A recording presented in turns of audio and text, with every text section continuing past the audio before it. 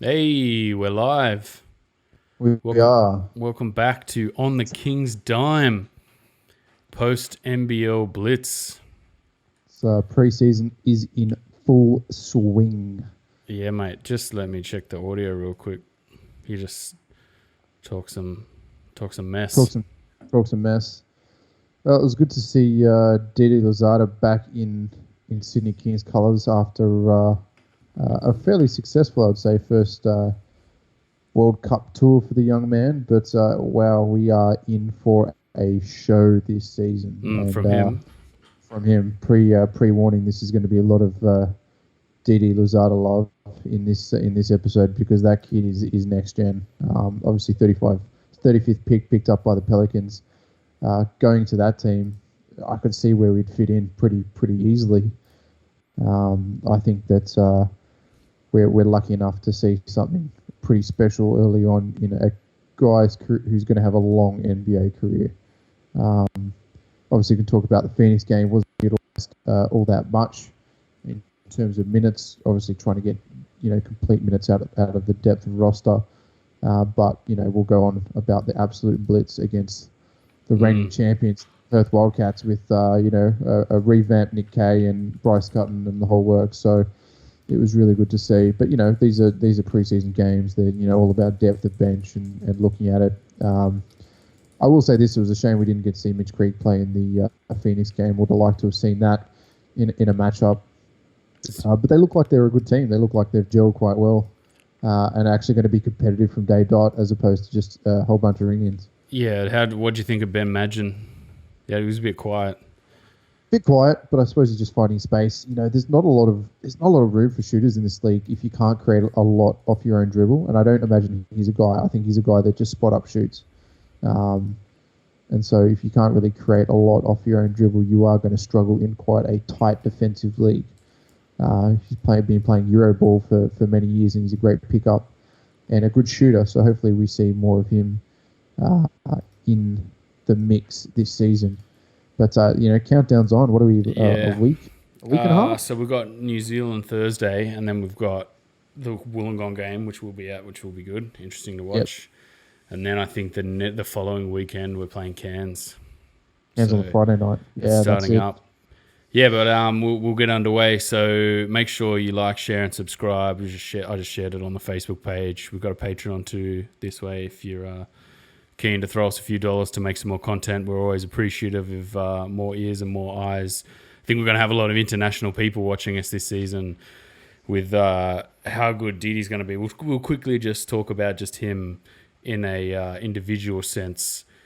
Obviously, if you haven't watched our videos, we've done a Didi Louzada first look. We did that about a month ago, just repping my own work. But a lot of people on that feed, Liam Santamaria especially, and who I can't remember who was commentating with, but they were talking about him. Oh, and it was a bit subdued, and I'm sitting there thinking, man, have these guys seen him play? Like, have you guys seen him playing? Yeah. And then Liam Santamaria was popping up, sort of saying, no, he's going to be, like, I watched him over there, and I remember him sort of saying something around the time I was doing that video, but I don't think people really know. Like, there's not that much buzz around the league. Like, a lot of the buzz has come from LaMelo and RJ Hampton. Yeah. And I think he's going to be a good underrated pick, a real like gritty kind of underrated pick. And I feel like because he can't really speak English, it's going to be he's going to be in this team as an underdog. Like, I don't know if a LaMelo or an RJ would have worked on this team because we kind of already got Bogut as the main star and the main attraction. Like, I just feel like... Hold on a minute. We've also got Casper Ware, who's probably one of the highest scoring guards in NBL history. Yeah, that's true. I was showing you that video listing of, like, how many times he uses 20 points, 25 points, 30 points, 30 points. Like, it's crazy. So we haven't really had that much of a chat about him yet. It'd be interesting to see how he develops on our roster. Coming from Melbourne, I remember we did that podcast. I remember listening to it back end of last year and just being like, did we really have to sign him? It'd be like signing Goulding or something like that. Man, I don't want to sign a Melbourne guy. But now, having watched some of the footage of him from last season, I think he's going to be just kind of Jerome Randall, but a better defender. And I think he's probably, even though all of his stats and all of his sort of big games have been the main man scoring. Like he's got they had other weapons last year like Boone and Goulding and Barlow and stuff like that. I think he's a better all-round point guard to begin with than Randall was last year, because we had talked about it. Randall had to kind of adjust his game from just being that main man scorer, like take the ball and score. Like I feel like Casper Ware has a better understanding of that sort of role. It'll be interesting to see how he gets along with Bogut, because you know what Bogut's like. He's quite I'm the man. Well, he's the man. He kind of owns part of the team as well. But he's very much going to be running the show, I think, from an offensive and defensive end. So it's kind of one of those guys that needs to fit into his. And you could feel that there was a bit of lack of chemistry between Bogut and Randall early on in the season last year that obviously picked up. But we've really got an interesting team this year. We were really missing one spot player, and that's a power forward, a sizable strength power forward.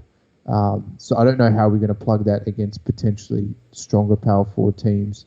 But, our 1 through 3 is strong. I think Jordan Hunter's a good pickup for back, depth. Depth at the 5. Seems like he's pretty aggressive on the rebounds, can score a little bit. He probably needs to increase his IQ, as we kind of discussed off the air. But he is, I think, somewhat of a better pickup than Pinot was last season. But hey, Pinot went to Phoenix, been scoring a few points in the preseason. Yeah, so he looked all right, actually, man. He looked like... Maybe it just shows you the coaching wasn't the issue, not the players. It was kind of like they had their roles, but their roles weren't really to their strengths and benefits. And we just didn't see... We saw very, very limited creativity, I would put it, last season. Very limited creativity outside of really Lish and Randall. Everyone kind of had their place, and that was just the way it was. I do like Will Weaver's style a little bit more, watching some of the Long Island Nets playing with Mitch Creek. A little bit more creativity, a little bit more stretch the floor. He's a very analytical coach, and we saw that in these games where guys were able to get to 3-point shots pretty early on and drain a few. So it'll be interesting to see how that translates into regular season. But we can probably go through the first game now, and you saw a bit of a weird non-gelling between a lot of the depth of the team. It was probably the starting 5 were solid, but they've got the highlights coming up here. Yeah. So just out of the gate, like they kept going to Ty Wesley, like in the post. They were just like, right, if you're going to start jae'sean Tate, we're going to put Ty Wesley in the post against him. And he scored, I think, their first 8 points in the post. And it just kind of started out like, I don't know if this jae'sean Tate at 4 is going to really work against, a good post scorer in Ty Wesley. I think we're going to really struggle with that power forward position, because Kicker is probably a little bit too old to defend younger guys. Can still stretch the floor and shoot, but he's not going to be able to bring in. So maybe that's kind of a decision on the defensive end for plays. Maybe run Jordan Hunter and Bogut in the same march to give us a bit of dual rebounding, because jae'sean Tate's only 6'5". It's not really big enough for I think a power. He's 6'4". Yeah. Okay. So really, he's a small forward. Like he's kind of like a guard small forward, but strong guy, man. An absolute bull. Like he's a stud. Like he's strong. Yeah, but if you got a guy like Daniel Kicker playing center, you're on a hiding to nothing anyway, really. If you're playing power forward with Daniel Kicker as your center, you've basically got to do the job for 2 people, which is where I'd probably prefer like another 6'11" guy with, the ability to properly defend in the post. Is Didi getting downhill and dunking. That was pretty sweet over Adnam. That's where, I'm worried. Like Hunter played quite well. He defended quite well at center. But Daniel Kickert's like, where do you hide him, man? On defense, you just can't really hide him. I mean, he had a kind of license to just shoot the ball in this, which was good to see. Every time he got the ball, he just shot it. And I was like, just shoot it, bro. Like, you're in this team to shoot it. Like, here's Tate getting rinsed again by Wesley. And Bogut's coming back. Like, you also forget that, like, Bogut's got to come back into this team. And he was a lot of our defense last season. Like, a lot of the scheme was funnel guys down into Andrew Bogut. So it'll be interesting to see the way our defense operates. This is Tate on Pinot and the foul as well. But the chemistry was a bit just really jank in the first game, eh? Like, very jank. And it was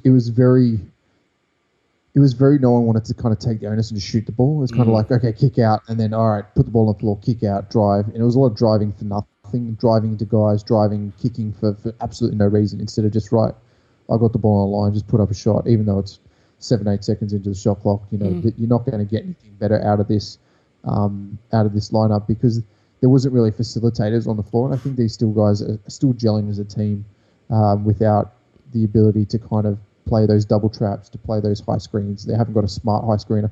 As soon as Bogut's there with intelligent high screens, I mean, Casper Ware can just come around the screen and shoot all day, every day. Or come around the screen, kick it to like a Didi to knock it down. I mean, you know, Didi was 3 from 5 in this game. We're obviously going to talk about the Neff game where he just went absolutely ballistic, but that guy can shoot the 3-ball really well. Jae'Sean Tate can shoot the 3-ball well too. He's a low volume shooter though. Like you probably want him taking 2 or 3 in a game. You don't want him kind of be the scorer. Yeah, we've still got Kevin Lish here. He did not play well in this first game either. That was a bit like, oof. Remember last season when we started last season? We were like, what's going on with Kevin Lish? And then he kind of had that strong sort of surge about 4 or 5 games in. He had that real surge and then sort of finished the season pretty strong. Kiwani didn't get many minutes in this game actually. Well, it's the dad bod. I think it's, you know, the old man bod. It takes a little while to warm up into the season. He's probably had a bit of off time. I don't think he played NBL 1 or he played the New Zealand League. So obviously a bit of time to warm back up in it. Newley looked a bit... He's kind of pretty one-dimensional. I mean, I think he shot a couple of 3 balls where he just put the 3-ball away, Brad. Just get to the hoop. He's just like a rhinoceros and just gather momentum and get downhill to the hoop and get the foul, and then that alligator shot comes out. But how many guys have we got, man, that go to the hoop? Like if we play any kind of twirl style offense where drive and kick, back out, drive and kick, swing the ball, drive and kick, like we got so many weapons downhill. Tate, Newley, Louzada can get to the hoop. You know, Kevin Lish off the dribble, Casper Ware can get to the hoop off the dribble. So I think we're going to see a lot of long shot clock plays and not a lot of fast break. You can't, if any team tries to play against Sydney Kings on a fast break, I think they're going to lose, because you've got so many young, powerful guys that can just get downhill at a whim and finish really well through traffic. Well, Jae'Sean Tate's fantastic through traffic. Didi's great through traffic. Obviously, we all know about El Toro. So you've got 3 guys really at the small forward position. You know, I can see a lot Brad Newley playing a lot of power forward minutes this year, honestly, because, you know, you 6'7", 6'8", you're probably defensively not the strongest in the team, but maybe that's something that, you know, you can funnel 2 guys in that can rebound pretty well. But because Kickett's really minutes is going to be stretched. I see him playing, you know, really just backup minutes, stretching the floor, and having potentially when Bogut's off the floor play a couple of minutes at 5 if Jordan Hunter's IQ fails him at some point in the Test series. But the Test. Do you want to move on? We should just quickly talk about Jordan Hunter. He kind of looked like out of sync with our offense. Like a few times I was telling you, like he'd sort of roll to the hoop, and then like a sneaky dump off would just go straight by him, and he'd kind of be looking down, going, "Oh, I didn't realize you were just going to dump the ball off to me." And I'm thinking to myself, like, mate, you got to be really on that this season.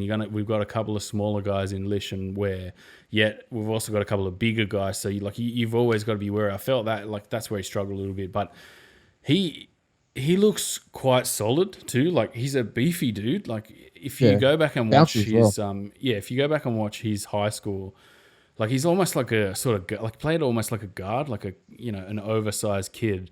This is high school, but he's put on like beef, man.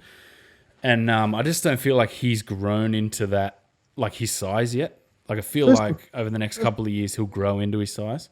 First professional year, obviously St. Mary's graduate, like a lot of the Australian alumni, but first professional year in the game, he's going to take a little while to adjust to how professionals play. NCAA is a lot of ISO ball, a lot of hero ball, whereas this is an unselfish league. There's no real heroes in this league.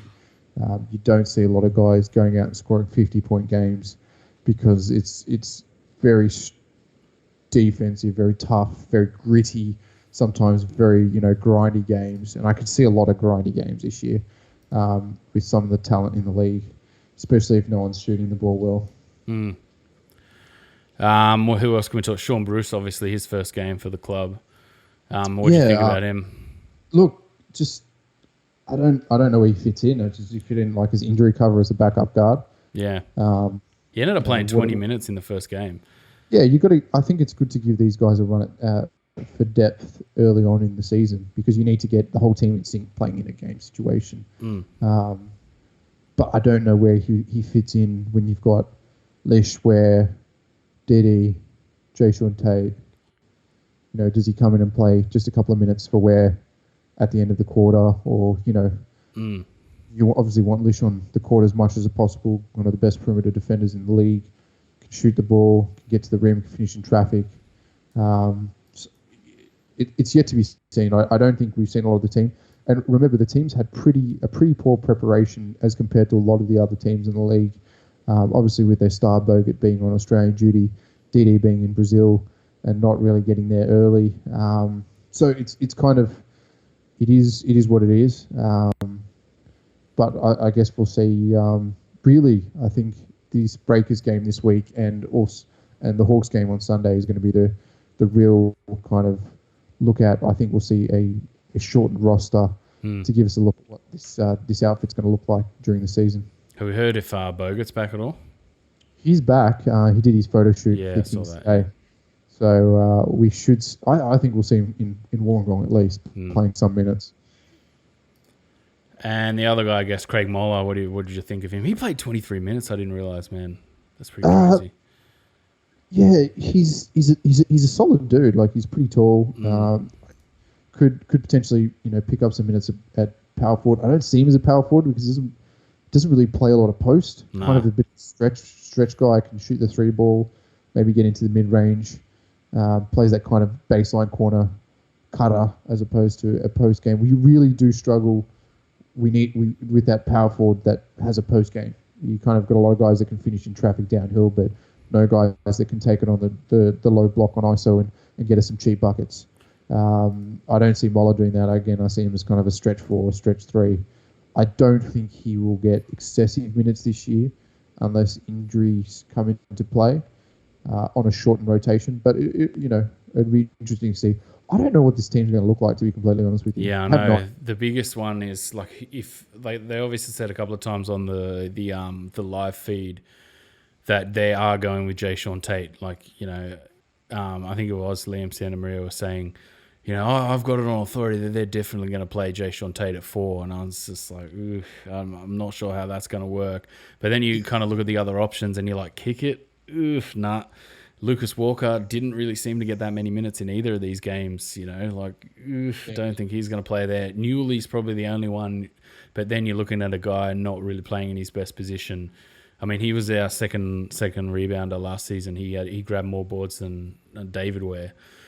You know what I mean? So whatever happened to that guy? Is he still playing basketball? I don't know. Let's move on from that, shall we? But yeah, no. So it was not a good game, man. If Roberson and you take Roberson and Ty Wesley, who ended up fouling out, Tate ended up fouling out as well. If you take those two guys out of that Melbourne team, none of the rest of them really played that well. Magin hit a 3 late and basically 1 of 9 from the field. Adnem was 1 of 6. Benson 1 of 4. Stevens 4 of 10. You take those other two guys out of the team, and that's a pretty poor looking team for Melbourne Phoenix. But they'll obviously have Mitch Creek back. So yeah, well that'll be interesting to see how they go this season. So we move on to the game against Perth. We've absolutely smashed Perth, man. We just couldn't miss. Everyone was hit kick it. Moller hit a 3. It was just like everyone's just timely 3. Louzada hit 8 of 11. That's ridiculous. Yeah, I know. Well, I'm gonna cut to the highlights of him here. This is pretty sweet to watch. Have a look at this in the corner. Like nobody on him, man. Just so underrated. Just nobody on him. It was a nice little kick out from Jordan Hunter too. But if you our performance in this was like you could feel the cohesion was a lot better in this. It was like, we've had a good run out. Now we actually know what each other is capable of. Just give it to Didi. Yeah, it was so good to watch, man. I was out all day, so I was only kind of watching it on my phone. And even the NBL app, the Facebook feed was just so bad. Like, obviously, to get any footage out of this is great because it's not a premier event. You know what I mean? So Yeah, like watching it on your the phone. single camera pan. Yeah, it's hard, man. And there was a few people like rinsing, like, this is terrible. Like, how can this be a professional league? And I'm like, man, you're lucky to even get any footage out of this at all. You know what I'm saying? Like, it's not Premier type stuff. Dollars aren't going to be dropped on this sort of stuff. Tasmania ain't got NBN boys. Yeah, I know. So, his shooting was fantastic, but he still could get to the basket, man. Like, he's going to be a guy where you just feel like every time he pulls up, it's going to go in. Like, a few times last year, you kind of felt like that with Lish. And sometimes kind of with that was a nice finish inside. He's just got handles as well. Like, he's got handles of a 6-footer kind of. I just think. And that's Bryce Cotton too. Like, look at the size he's got on Bryce Cotton. Like, Bryce Cotton didn't want anything to do with him there, man. You know what I mean? Like, it's crazy to see like the size that he has at 6'5". Like, he's an absolute beast. He is a beast. I could see very much by the end of this season. It's just. It's the Didi experience. I could. It's the Didi experience featuring Casper Ware, Bogut, and jae'sean Tate just bouncing around everywhere, with a supporting cast that gets us over the line. I really can. If these guys can gel well, on paper, it's the best team in the comp. Yeah, well, I said in that offense video that I was doing, because I was watching, but like Bogut monstered Sean Long. Yeah, for Melbourne, and Melbourne have Trimble as well. And Trimble's not the best perimeter defender as well. Like, taking Casper Ware out of that team and then sort of putting Sean Long. Like, I don't really know how they're going to go. Like, I just, they've obviously had some good games in preseason, but against the Kings, man, I don't know. Like, Bogut kind of had Sean Long's number, and then Casper Ware kind of had Melo Trimble's number as well against the Taipans. So it's been a bit strange that Melbourne has, I think, lost a lot out of last season. Sydney's gained a lot, and Perth are kind of the same. Coming into the season with the same team, but looking what Sydney did to them is just like, wow. I do have to say though, Nick Kay is unassumingly good. Yeah. He's a good player, man. He had such a good tournament too. He looked gassed, but in that game, like, you could tell it was like this guy just got off the plane, landed in Tasmania, and was just like, yeah, I'll have a run out, boys. And they were missing Norton as well, and someone else, Tariq White. Yeah. But that's all right. They'll get to full strength. I look forward to the challenge this season. But obviously, Didi Louzada was a fantastic game. jae'sean Tate was great that game too. Kick it had 14 points. That's what I mean. Like Kickett's the best kicker is just let it fly, bro. Like, what have you got to lose? Like, I feel like last year towards the end of the season, like, Kickett was like, I know my game's pretty ordinary, so I'm just gonna try and limit like how like, terrible I look. Like, I felt like last year that's how he was playing. It was like, I don't really want to go in the post that much because I look like a bit of a a munter in the post. Like, it's going to look bad. It's like, bro, just let it fly, get in there and that's what, like, I feel like Moller's a little bit like that too, like a glue guy, Yeah.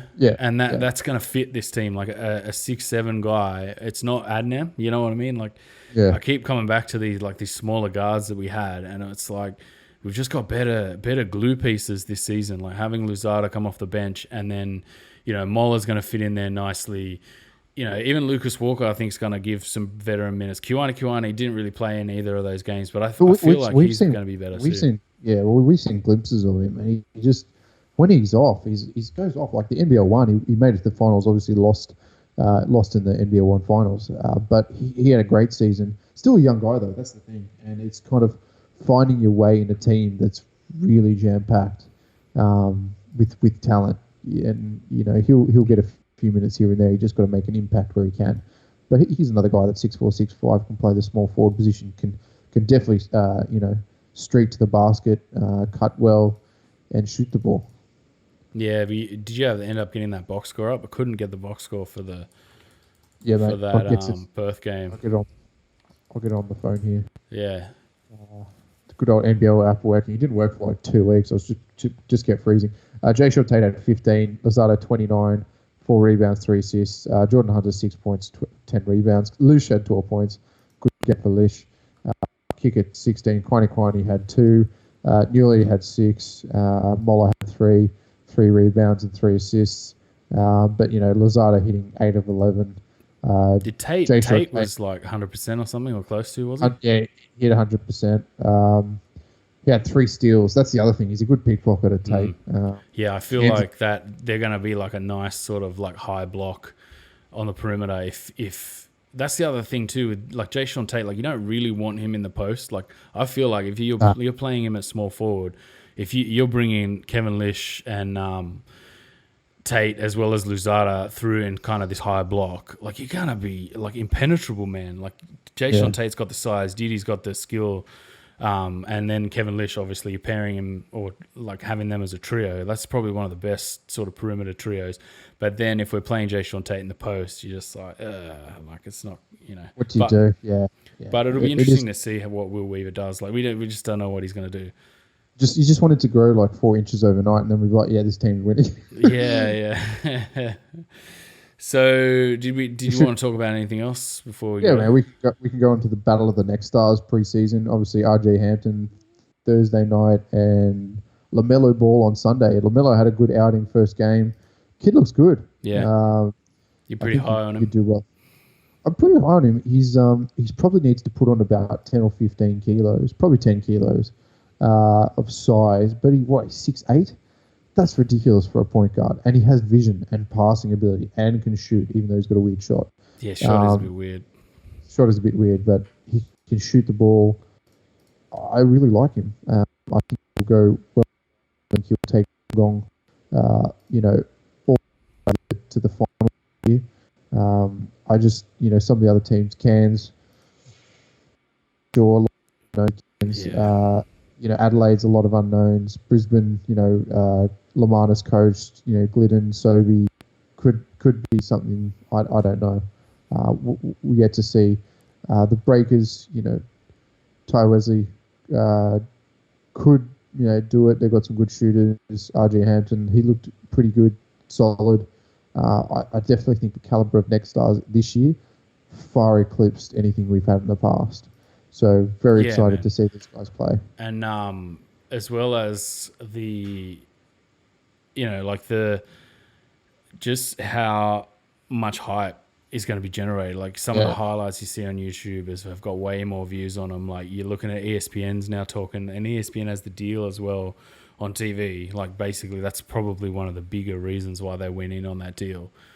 And then Aaron Brooks is playing for Wollongong as well, isn't he? Yeah. I think, yeah. So, yeah. Man, Wollongong, might be interesting. They looked a bit up and down in that first game. I think they ended up winning in overtime against Perth. They did. Yeah, double overtime. But I'm looking forward to Sunday, man. Going down and seeing, in the Illawarra Entertainment Centre, Winter Entertainment Centre. Yeah, it's a good venue. It's only a small venue too. Good little small venue. So we'll be down there. So if anyone wants to come say hi, come say g'day. Have a chat. More than happy to chat basketball. So we'll potentially see you there. Yeah, yep. So we're gonna do anything else? Talk about the Boomers at all? No. I think it was just a disappointing end to the way things happened. They'd lost that bronze medal playoff as soon as they'd lost that game against Spain. I don't think they had anything left in the tank. Yeah, and it definitely showed. They were just trashed. Some poor officiating, I think, probably helped Spain get over the line. But hey, they took it to Argentina and pretty much easily won. So I think if Australia would have had won that game, they could have taken it all. Yeah. But it wasn't to be. Delhi's floater didn't hit. We didn't hit the right free throws at the right time. It's just one of those things. But still a fantastic outing. To be fourth, I think we've now moved up to third in the world ranking wise for a country that's still in the infancy of basketball, and a lot of players left to come, and potentially the next MVP in Ben Simmons. I think he's got MVP in the next couple of years. Yeah. I do. I think he's got MVP in the next couple of years because I think you've been getting high on some of those jump shot videos that he's been posting. Yeah, man. I'm a Philly fan, so I'm excited for this year. I'm hanging for the NBA season to start. Although I know come April, I'll be like, oh, why isn't this ending? It's taking so long. It's just bad. But we got 20 weeks of NBL. 20. Yeah, I'm so keen for the NBL this season. I feel like this team's like, it's underrated, but the feeling of this team where it's like, oh, we've got something to prove. Like last season was betting it down. This season with the new coach, I feel like they're gonna come out hard and play like with a bit more like hustle. Like last year was a little bit didn't quite always have the hustle when they really wanted to have. Like when you're like, boys, come on, like raise your game a little bit. Like, I feel like this year they're gonna have a lot more weapons to do that. Last year was the downhill. It was Randall was injured the last couple of games. It was like everyone was tired. We didn't have defensive depth. You bring out an M on the floor and you just get torched for a minus 150. It's wrecked. It's true though. I mean, he's a great scorer, but he's what 5'6" foot. You know, he needs to just put on a bit of beefcake and shoulder up. But I think that this will be a great season. I'm looking forward to it. I'm looking forward to a less mechanical coach as well in Andrew case. Like, less about that you will have 2 minutes at the end of first quarter, no matter what, even though you're shooting 3 of 3. Like, Tuggs would get hot, and then you're just like, oh, Tuggs, you've had your 2 minutes off. You're like, why are you leaving him on? Why is this happening? Yeah. I think I said it actually on the last episode, watching some of that footage of him just getting yanked off the floor a few times in some of those games. It was like, ugh. But they're the things if you're not really intently watching it, like you don't see. Like, yeah. And in the thick of the games last season, like there was a few execution things, some hustle stuff that we didn't really execute on. But I feel like this season, like we got better weapons, and I can't stress enough how underrated this Louzada thing is going to be. Like, even though everyone's getting really hyped, like I feel like he's got like more strings to his bow than people are gonna kind of give him credit for at the start. Like, everyone sees his hot shooting, but defensively, man, he's just a menace as well. Like, I think he's going to be really good fitting into this team. Indeed. All right, well, we'll wrap it up there. Don't forget, everyone, down the bottom here, you can find all our podcasts on iTunes now. I'm uploading them on Podbean, on Pod Addict, on YouTube. The Facebook, I'm trying to point the Facebook. I think we're 99 likes now. Yeah, let's get us to 100. Yeah, let's get us to 100. And then I'm going to try and do a little bit more Twitter stuff this season. Try. I'm not the best Twitterizer, if that's how I don't even know how you say it. I'm not big on Twitter, but I'm going to try and get some of the stuff because I'm a bit of a stats nerd. I want to get the stats out there as well. Going to be doing advanced analytics. If you do want to subscribe to our Patreon, just throw us some extra dollars to get that Podbean hosting. Working on some stuff in the background to try and get stats, some more advanced stats for people that subscribe to our Patreon. I'm still working on it, trying to find out a way that I can deliver it. So I'm kind of hiding that at least behind a paywall. But I'm going to try and tweet out the stats anyway and do a little bit more, trying to get people more interested in some of our stats. Because I think our stats were pretty interesting last season. We had a few sort of advanced metrics that you wouldn't have seen watching the game. But then you kind of drill into the metrics and go, oh, right, yeah, that's why, that's what's happening. So, Indeed. So yeah, all right. Have a good night, everyone. When are we going to be back, do you reckon? Next week? Probably Monday. Yeah, Monday, Tuesday Monday, next week. After the two preseason games to preview. We'll do a preview. Are we going to do over-under? You want to try and do an over-under on win totals from last season? We'll try and sneak one of those pods in too. We'll try and sneak. And a season preview as well.